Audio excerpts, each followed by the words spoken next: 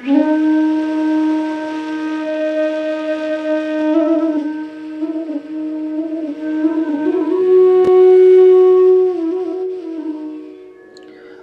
কিরকম ভাবে বেঁচে আছি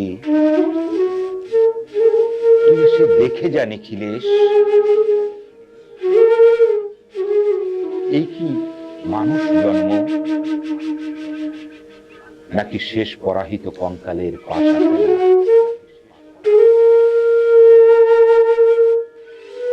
প্রতি সন্ধ্যাবেলা আমার দেহের মধ্যে হাওয়া ঘুরে ওঠে,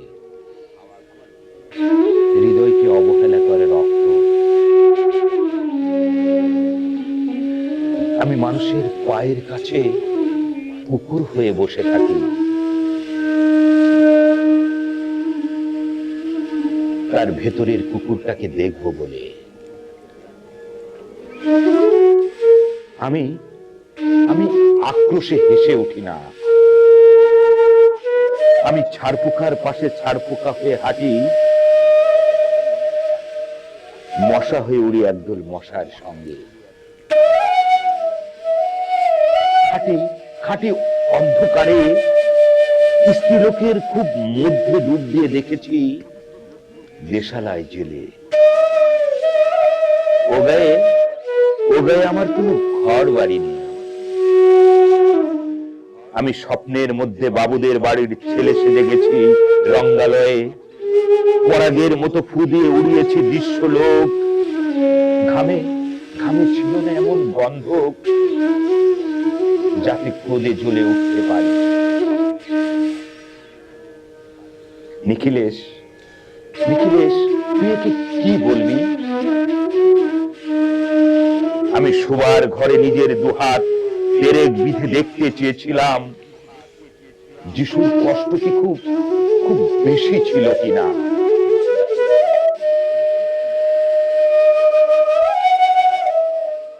আমি ফুলের পাশে ফুল হয়ে ফুটে দেখেছি তাকে তাকে ভালোবাসতে পারি না। আমি কপাল থেকে ঘামের মতন মুছে নিয়েছি পিতামহের নাম।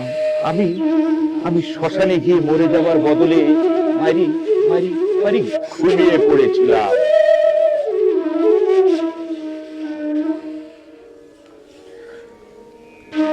নিখিলেশ, আমি এরকম ভাবে বেঁচে আছি। তোর সঙ্গে জীবন বদল করে কোনো লাভ হলো না আমার।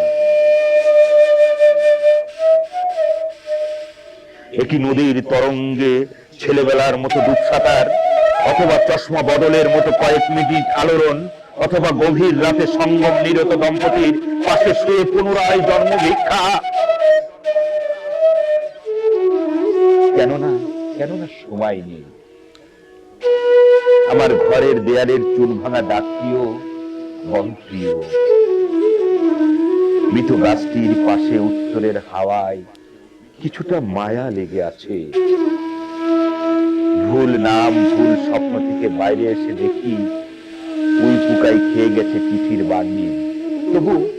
তবু অক্লেশে হলুদকে হলুদ বলে ডাকতে পারি। আমি আমি সর্বস্ব বন্ধক দিয়ে একবার একটি মুহূর্ত চেয়েছিলাম ব্যক্তিগত জিরো আওয়াজ। ইচ্ছে ছিল না জানাবার এই বিশেষ কথাটা তোকে, তবু ক্রমশ বেশি করে আসে শীত। রাত্রে এরকম জলতেষ্টা আর কখনো পেত না। রোজ অন্ধকার হাতড়ে টের পাই তিনটি ইঁদুর না মুশিক। তাহলে কি প্রতীক্ষায় আছে অদূরে এই সংস্কৃতি সুলভ? পাপ ও দুঃখের কথা ছাড়া এই অবেলায় কিছুই মনে পড়ে না। আমার পূজা ও নারীর হত্যার ভিতরে বেজে ওঠে সাইরেন। নিজের দুহাত যখন নিজেদের ইচ্ছে মতো কাজ করে না, তখন মনে হয় সত্যিকারের। আজকাল আমার নিজের চোখ দুটো মনে হয় এক পলক সত্যি চোখ। এরকম সত্য পৃথিবীতে খুব বেশি নেই। ধন্যবাদ ধন্যবাদ ধন্যবাদ সবাইকে। আমি সুনীল গঙ্গোপাধ্যায়ের আমি কিরকম ভাবে বেঁচে আছি কবিতাটি আবৃত্তি করলাম। ধন্যবাদ।